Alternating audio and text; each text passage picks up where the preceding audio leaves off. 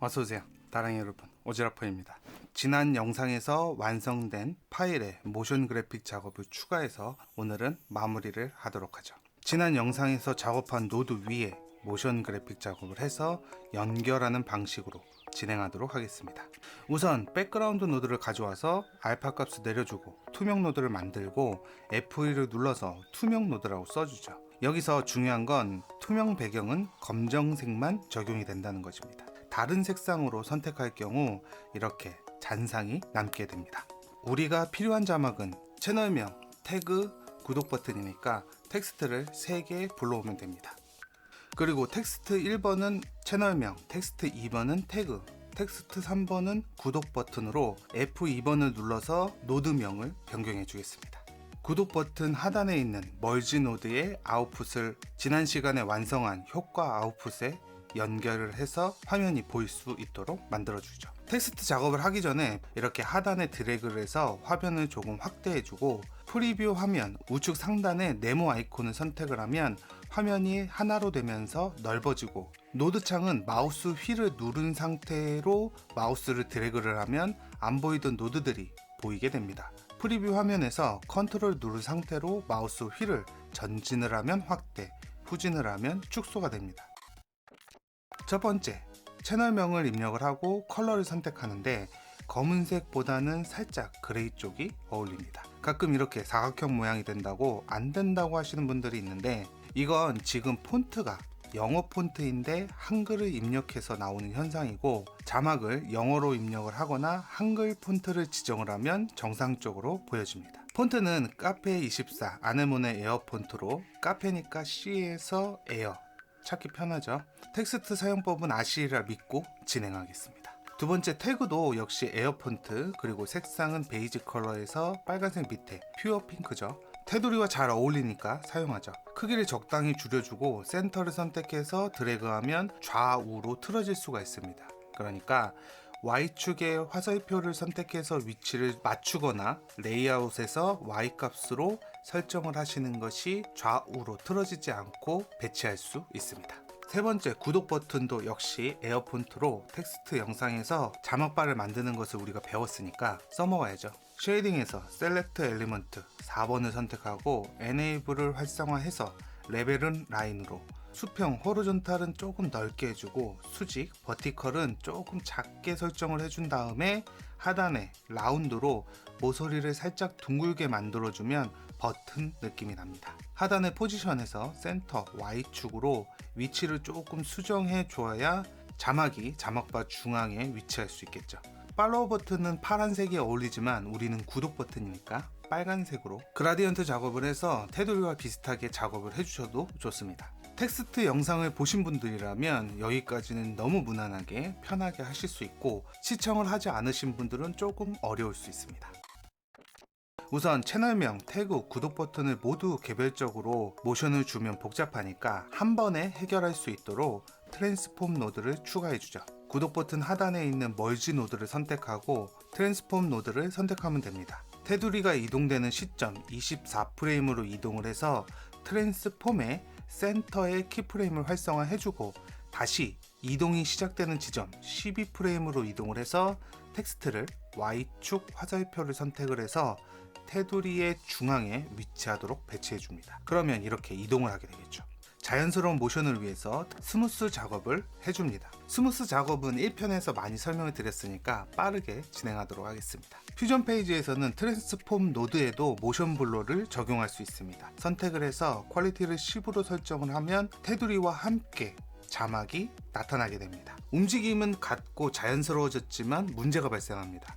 바로 영상을 배치하더라도 텍스트가 보인다는 것이죠. 채널명 선택하고 렉탱글, 태그, 구독 버튼도 마찬가지로 렉탱글을 추가해 준 후에 우측 메뉴에서 보이는 솔리드가 선택된 상태에서는 렉탱글로 선택된 영역만 볼 수 있습니다. 예를 들어 텍스트가 나타나는 24프레임으로 이동을 해서 렉탱글을 채널명의 크기로 맞추어 주면 밖에서 어떤 움직임이 있더라도 선택 영역 안으로 들어오지 않으면 보이지 않는다는 말이죠. 그리고 또 이 기능은 렉탱글과 연결된 채널명에만 적용이 됩니다. 이런 방식으로 태그, 구독의 렉탱글도 글자의 크기만큼 범위를 선택해서 24프레임으로 이동을 해서 센터의 키프레임을 활성화해주고 12프레임으로 이동을 해서 렉탱글의 노드의 위치를 변경을 해주면 12프레임에서 안 보이던 텍스트가 24프레임에서 보이게 됩니다. 마찬가지로 렉탱글 2번, 렉탱글 3번도 같은 방식으로 작업을 해주고 스무스 작업을 해주면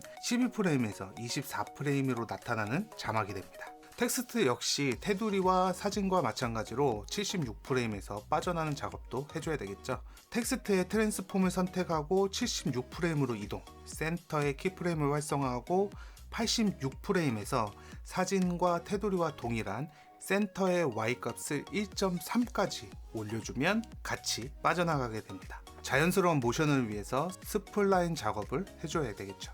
팡 하고 터지는 효과를 만들어 보자. 먼저 구독 버튼부터 설정을 해줘야 되는데 구독 버튼 노드를 선택하고 54프레임으로 이동을 해서 타입과 쉐이딩 그라디언트의 키프레임을 활성화해 줍니다. 그리고 55프레임으로 이동을 해서 타입은 솔리드로, 컬러는 회색으로 설정을 해주면 54프레임에서 55프레임으로 이동을 할 때 자막바가 회색으로 바뀌게 되겠죠. 이제 터지는 효과만 만들어주면 완성입니다. 이건 역시 따로 만들어줄 텐데 백그라운드 노드를 불러와서 퓨어 핑크를 선택을 해주고요.